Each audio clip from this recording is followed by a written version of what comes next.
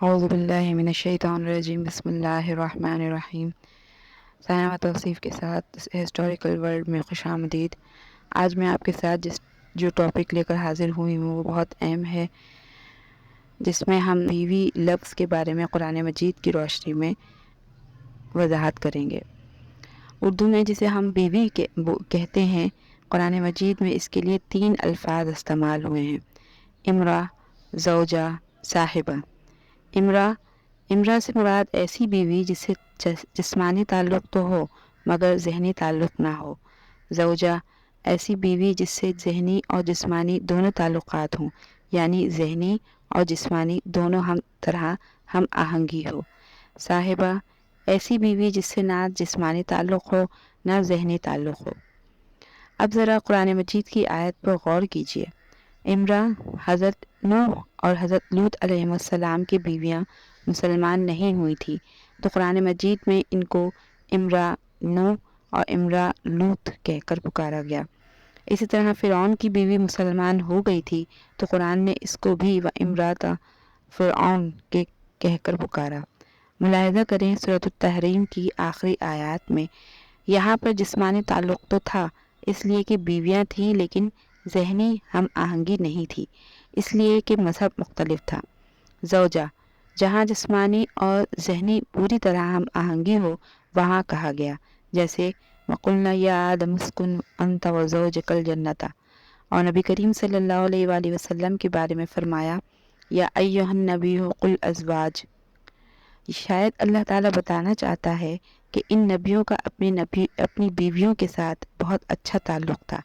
ایک عجیب بات ہے کہ زکریا علیہ السلام کے بارے میں جب اولاد نہیں تھی تو کہا وامرأتہ عاقرہ، اور جب اولاد مل گئی تو کہا وَوَهَبْنَا لَهُ يَحْيَىٰ وَأَصْلَحْنَا لَهُ زَوْجَهُ۔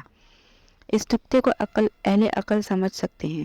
اسی طرح ابو لہب کو رسوا کیا یہ کہہ کر کہ وَامرأتُهُ حَمَّالَةَ الْحَطَبِ، کہ اس کا بیوی کے ساتھ بھی کوئی اچھا تعلق نہیں تھا۔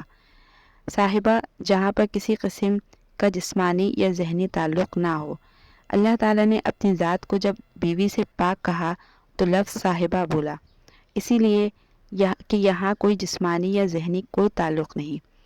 انی یکون لہ ولد ولم تکن لہ صاحبہ۔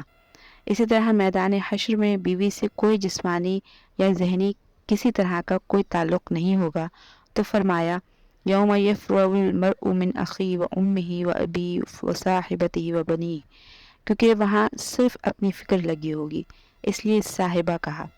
اردو میں امراتی، زوجتی، صاحبتی سب کا ترجمہ بیوی ہی کرنا پڑے گا، لیکن میرے رب کے کلام پر قربان جائیں جس کے ہر لفظ کے استعمال میں کوئی نہ کوئی حکمت پنہا ہے۔